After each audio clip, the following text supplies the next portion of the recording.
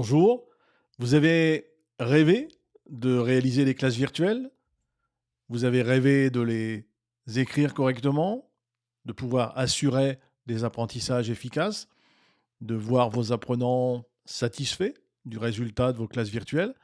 Eh bien moi je vous propose, au travers de cette vidéo, de voir comment j'écris mes classes virtuelles, comment je peux m'assurer et assurer à quiconque me le demanderait, eh bien, que mes classes virtuelles sont à la fois animées, j'aurais tendance à dire correctement, mais surtout qu'elles sont assurées efficacement, que je réponde bien à des objectifs pédagogiques, que ces objectifs pédagogiques bénéficient bien d'évaluations que je suis capable de justifier à tout moment. Je vous retrouve tout de suite pour voir ça ensemble.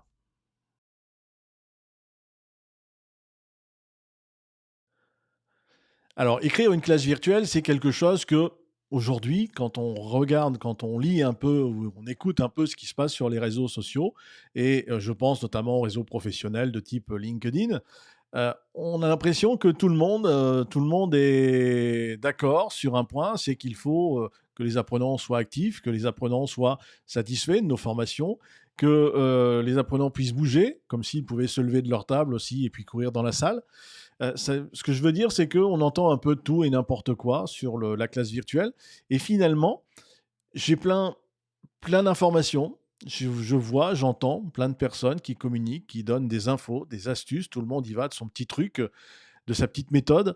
Même des gens qui ne sont d'ailleurs pas formateurs, hein, des spécialistes en marketing, par exemple. Bon, pourquoi pas. Alors, je ne dis rien contre les spécialistes en marketing, ils sont là pour vendre, mais qu'ils laissent la place de la formation à ceux qui sont experts en formation. Je pense que chaque chose a sa place, a une raison d'être. Et donc, dans le cadre de la formation, la classe virtuelle est quelque chose de particulier qu'il ne faut pas déjà considérer comme unique dans une formation. La classe virtuelle doit, pour être bien vécue et efficace, elle devrait s'intégrer dans une formation multimodale avec des phases présentielles. Alors le présentiel est un peu compliqué en ce moment, mais avec des phases en présentiel, des phases en distanciel, des travaux collaboratifs intermédiaires, etc. Voilà, la classe virtuelle n'a pas de raison d'être la seule et unique modalité d'une formation. Par contre, là où elle a un intérêt, c'est effectivement pour des phases de rétroaction, etc., pour des phases de lancement d'activité. Enfin voilà, il y a tout un tas de choses, mais l'important surtout, c'est qu'elle soit efficace, qu'on puisse justifier auprès des instances qui sont demanderesses, auprès des commanditaires, auprès de nos entreprises, quand on est formateur ou ingénieur pour une entreprise salariée. Ce qu'on devrait faire, c'est pouvoir justifier en permanence de l'efficacité de ces formations. Or, pour l'instant, je n'ai pas encore vu sur les réseaux, je n'ai pas de souvenir d'avoir vu des gens me proposer une scénarisation efficace de classe virtuelle. Je suis un peu dubitatif quant à l'efficacité des classes virtuelles telles qu'ils l'apprennent, puisque je ne vois pas et je n'entends personne jusqu'à ce jour me parler d'objectifs pédagogiques à atteindre, de promesses qu'on fait à nos apprenants d'atteindre ces objectifs pédagogiques à la fin du cours. Et j'ai l'impression qu'on remet à nouveau les choses de côté. Et après, effectivement, on entend que c'est assez inefficace, que les gens se plaignent, que les apprenants trouvent ça très long. Effectivement, des classes virtuelles peuvent être très longues. L'outil de classe virtuelle est quand même une contrainte qu'il faut savoir contourner. Donc, l'efficacité passe, encore une fois, par la description des objectifs pédagogiques. Alors, ces objectifs pédagogiques, ils sont très simples, encore une fois. Je reprends l'exemple de la taxonomie de Bloom, par exemple, avec ses 6 niveaux, qui sont très utiles pour aller trouver les verbes qu'on va pouvoir utiliser pour préparer sa classe virtuelle, ce qui va nous permettre de déterminer à la fois les évaluations qu'on va pouvoir en faire. Alors, comment moi, j'utilise cette taxonomie de Bloom? Eh bien, j'utilise un document comme celui-ci, que je vous mettrai en description de cette vidéo, donc vous la trouverez en description. Et ce document, alors moi, je l'appelle synopsis, mais peu importe le terme, encore une fois, qu'on va lui donner. Moi, je l'appelle synopsis, et ça, c'est un document qui est fait, par exemple, pour une classe virtuelle qui va durer 1 heure. Et on voit les différentes étapes de cette classe virtuelle qui sont l'accueil, la présentation de la séance, questions, avec ou sans S, hein, puisque je peux poser une ou plusieurs questions. La classe virtuelle, donc c'est l'étape, hein, je vais parler là de la classe virtuelle, je vais poser ensuite une question, après je vais expliquer la planification d'une séance de cours, l'alignement pédagogique, je vais expliquer à quoi ça correspond, etc. Et on peut voir qu'en dessous, à chaque fois, eh bien, on va retrouver l'objectif recherché. C'est-à-dire que si je prends l'accueil, l'objectif recherché pour l'accueil, il est d'accueillir les participants. Si je prends la présentation de la séance, l'objectif recherché, là pour moi, formateur, ou pour les formateurs qui travailleraient sur mes formations, ça serait de présenter les objectifs. Et puis ensuite, j'ai une question, et la question, son objectif, c'est de susciter l'intérêt des apprenants. Et puis ensuite, je rentre dans la formation, la première étape, la classe virtuelle. Et là, mon objectif, il est encore une fois de faire découvrir les multiples utilités de la classe virtuelle. Et donc, si je pars du postulat que je vais faire découvrir les objectifs de ma classe virtuelle, j'entre dans le premier niveau de la taxonomie de Bloom. Donc, ça veut dire que je ne me penche pas tout de suite sur le contenu que je vais proposer à mes apprenants. Mais si je veux leur faire découvrir la classe virtuelle, sachant qu'ils partent de zéro, je vais rester sur la première colonne de la taxonomie de Bloom qui est ici, et je vais pouvoir les évaluer comment? Eh bien, par exemple, je vais pouvoir leur demander de décrire ou de citer, voilà, si je prends le quatrième verbe en partant du haut, je vais leur demander de me citer quelques éléments qu'ils auront repris de la partie précédente. Lors de la question que je vais leur poser, la question suivante, évaluation de la partie 1, la partie précédente, pardon, où j'ai marqué entre parenthèses une ou deux questions. Et donc, à partir de là, je connais l'objectif à partir duquel je pars dans ma formation, je connais l'évaluation que je vais en faire, je sais donc ce que j'attends de mes apprenants, et je sais donc maintenant déterminer facilement le contenu que je vais placer entre les deux, et les activités que je vais placer entre les deux, et donc naturellement aussi leur durée. Donc, comment je vais fonctionner? Eh bien, j'ai un outil, encore une fois, donc, qui est repris de l'outil que vous avez peut-être vu dans les vidéos précédentes que je vous invite à aller voir, hein, sur l'écriture d'une formation complète. J'en ai fait une également sur l'écriture d'un synopsis. Il s'agit toujours pour moi d'utiliser le même outil que je me suis construit. Et cet outil va reprendre ici à gauche alors des colonnes où on va voir effectivement ici, voilà, donc je reprends ici à gauche des colonnes où on va voir que j'ai les horaires. Alors la durée, donc ici on démarre de zéro. Donc j'ai mis des onglets et ces onglets, eh bien, me permettent de séquencer la durée de chacune des étapes minute par minute. Alors est-ce qu'il y avait vraiment besoin d'être minute par minute? Je ne sais pas, hein, mais j'ai voulu être assez précis. Donc là on démarre de zéro, donc pas de problème. La durée suivante, donc là j'ai déjà étalonné pour gagner un petit peu de temps pour cette vidéo. La deuxième séance va durer une dizaine de minutes. Ensuite, par rapport à la seconde, eh bien, la troisième va durer 3 minutes, etc., etc. Ce qui va me permettre de récupérer les temps à la fin pour le guide d'animation que je pourrais donner, mettre à disposition, alors soit de moi-même, soit du formateur de ma classe virtuelle. Et donc ici, je vais vous montrer comment je fonctionne. Alors, j'ai bien sûr, tout en haut, je me suis fait un petit rappel. Alors, il est plus destiné aux formateurs qui travailleraient sur mes formations qu'à moi-même, puisque moi, je me l'impose systématiquement entre 30 et 45 minutes avant la classe virtuelle, parce qu'il faut un temps de préparation, il faut être à l'aise, prendre un verre d'eau, par exemple, se préparer, se positionner, régler les caméras, etc. Et puis, ensuite, eh bien, voilà, j'accueille mes participants. Et donc, quand j'accueille mes participants, ça, c'est ma première étape. C'est ce que je vais faire. Et donc, quel est l'objectif? La question que je me pose, c'est quel est l'objectif de cet accueil? Et l'objectif de cet accueil, eh bien, voilà, il est d'accueillir les participants, de m'assurer que tout le monde est présent, que les caméras fonctionnent, que les micros fonctionnent, etc. Et donc, à partir de là, je sais comment cadrer la formation, comment expliquer à mes apprenants si ils peuvent m'interpeller soit avec le chat, soit avec je vais demander un modérateur éventuellement si j'ai beaucoup de monde. Ça me permet d'avoir un soutien important. Soit je vais leur demander de m'interpeller directement si on est qu'à 3 ou 4 ou si effectivement la personne est seule, ce qui peut aussi arriver. Et donc ensuite, eh bien, je vais présenter la séance. Donc là, l'objectif de la présentation, donc je vais les copier-coller hein, pour gagner du temps. L'objectif de la présentation de la séance, encore une fois, lequel est-ce pour moi? Eh bien, ça va être de présenter les objectifs et puis bien sûr d'éveiller la motivation, de générer de la motivation. C'est-à-dire que là, l'idée, c'est bien de donner envie à mes participants d'entrer dans la classe virtuelle.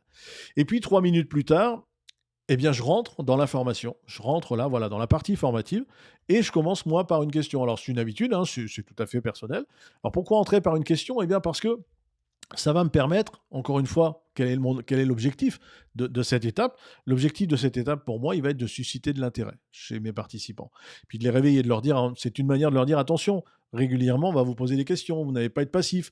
Donc, restez attentifs, restez sur place. C'est pas la peine d'aller faire un tour chez le voisin en laissant la caméra ouverte pour juste me faire croire que vous êtes là, parce que je m'en rendrai compte. Voilà, ce sont des moyens très simples qui permettent de déterminer et surtout d'assurer de l'intérêt pour l'information. Et puis, j'entre sur le premier sujet. Voilà. J'entre sur mon premier sujet et là, l'objectif, il est par exemple de parler de la classe virtuelle, si ce sont des gens que je forme à la modalité de la classe virtuelle.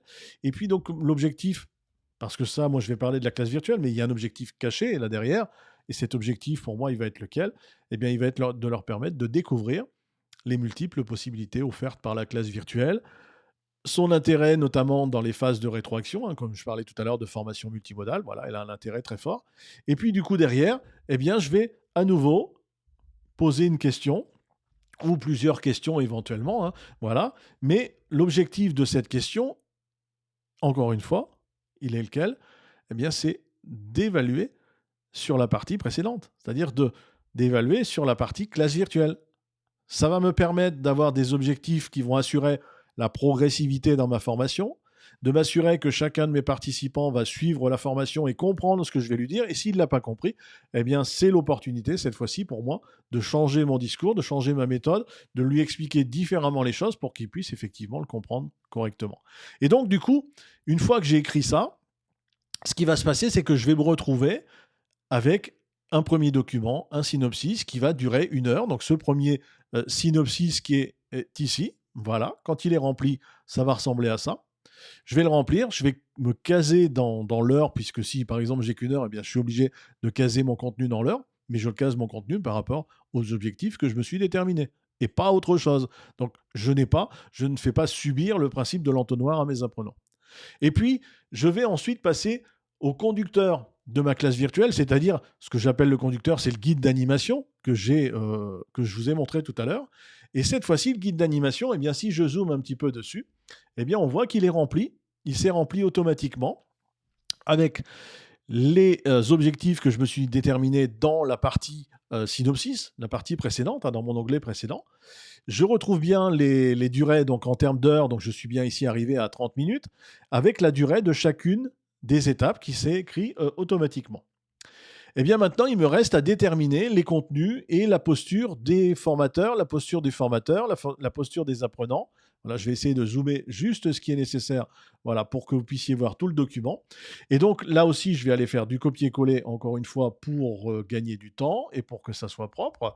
Et je vais prendre, par exemple, voilà, cette première étape ici, l'accueil. Que va faire l'animateur pendant mon accueil? Eh bien, maintenant que tous mes objectifs sont remplis, maintenant que je suis sûr de ne plus me tromper, parce que je n'ai plus qu'à répondre aux objectifs tels que je les ai déjà écrits, maintenant, mon animateur, et bien sur cette phase-là, voilà, il va expliquer, c'est ce que je disais tout à l'heure, il va expliquer les différentes phases de la classe virtuelle. Même chose pour la présentation de la séance. Voilà, mon formateur va présenter le déroulement de la séance. Voilà, il reprend et il explique clairement les objectifs pédagogiques et il s'assure aussi, hein, ça va plus loin que ça, il va s'assurer également que les objectifs pédagogiques ont bien été compris de la part des apprenants. Et là, j'en arrive à ma première question. Et là, j'ai écrit ma question.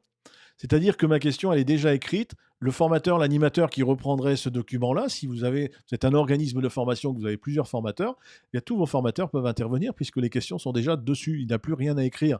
Et donc, à partir de là, voilà, il connaît la question et là, il peut rebondir. Bien sûr, il faut qu'il soit expert du contenu, en l'occurrence ici, pour rebondir dessus. Et puis, même chose, je continue avec la partie classe virtuelle. Donc, la classe virtuelle, l'objectif c'était bien de découvrir les multiples possibilités. Et bien là, le rôle du formateur, ça va être de reprendre les éléments, les fondamentaux de la psychologie. Il va parler de la motivation, etc. Et il va aborder la notion de rétroaction indispensable, hein, en formation. Ça va être son rôle. Et donc, je continue comme ceci, et je vais arriver à la question suivante. Et la question suivante, eh bien là aussi, elle est déjà écrite. Elle répond à l'objectif qui est l'évaluation sur la partie précédente. Et la question est écrite, j'aurais pu en écrire que 2 ici pour l'exemple, j'en ai écrit qu'une seule, et le formateur a déjà sa question. Maintenant, reste à construire les supports qui vont aller avec. Donc ici, mes supports, eh bien, ça va être relativement simple. Je vais faire le choix, donc je me suis mis encore une fois divers onglets. Dans mes onglets, je vais déterminer, alors moi par défaut, je mets toujours des documents PDF c'est plus souple, c'est plus simple et ça me permet de les partager avec mes participants dès le début de la classe virtuelle. Et puis donc ici, je mets la référence du document, ce qui me permet, puisque tous mes documents sont référencés, ce qui me permet de les retrouver facilement et le formateur, s'il ne sait pas où aller les chercher, ben, il a une référence à donner à la personne qui pourra les chercher. Du point de vue des participants, la posture, c'est le participant, quelle est sa posture? Eh bien, est-ce qu'il est actif ou passif? C'est ça la question finalement. Et l'idéal dans une classe virtuelle, si on pourrait parler d'idéal, ben, c'est qu'on ait une alternance entre période d'activité et période de passivité, puisque la passivité fait aussi partie du jeu, mais leur permet aussi de se reposer un petit peu, hein. Il faut aussi y penser, il ne faut pas toujours vouloir avoir des gens systématiquement actifs. Donc ici, dans un premier temps, ils sont plutôt actifs, hein, puisqu'ils vont répondre aux questions. On va faire des tests webcam, etc. Et donc ici, dans les outils, eh bien, même chose, je me suis mis un certain nombre d'onglets. Donc là, par exemple, bah, voilà, webcam et micro, puisque tout le monde peut s'exprimer. On va demander à tout le monde de se présenter un petit peu, etc. etc. Et puis, eh bien, même chose. Je vais continuer avec la suite, mon document PDF. Donc ici, toujours mon document PDF et ça sera le même document. Et donc, dans le document, eh bien voilà, le formateur sait qu'il peut ouvrir la page objectif du cours, page questions sur tableau blanc pour la deuxième partie, où là, il va laisser les gens s'exprimer éventuellement directement au tableau. C'est une façon de leur donner la main. Ça veut dire que là, les acteurs, les participants vont être aussi en partie actifs. Et donc là l'outil, eh bien, je peux rajouter, par exemple, le texte sur tableau blanc pour la deuxième partie. Et donc, je vais construire comme ça l'ensemble de mon scénario, ce qui va me permettre finalement d'arriver avec un guide d'animation qui soit écrit comme celui que vous avez ici sur votre écran. Et ce guide d'animation va me permettre de l'avoir soit sur un deuxième écran, soit sous les yeux, soit en tout cas de le transmettre à tout formateur, tout animateur qui animerait ma formation. Voilà donc comment j'écris mes formations à la classe virtuelle, comment je séquence et je rappelle, donc je passe par la première phase de synopsis, qui est la phase la plus importante, qui doit impérativement, à mon sens, être dissociée de la phase d'écriture de la formation complète avec le contenu. Donc je dissocie bien encore une fois la partie objectif à atteindre, donc promesse faite à l'apprenant, des contenus que je vais proposer. Et seulement à partir de ce moment-là, une fois que j'aurai déterminé mes objectifs, je vais écrire mon guide d'animation. Une fois que mon guide d'animation est complété, donc sur la base de mon synopsis, de ce que moi j'ai appelé le synopsis, eh bien là, je peux me lancer dans la formation. Voilà, j'espère que cette vidéo vous a intéressé, elle vous a plu, qu'elle vous ait apporté aussi des informations intéressantes. Si vous avez des questions, des commentaires, n'hésitez pas, ça sera avec plaisir que j'y répondrai. Merci.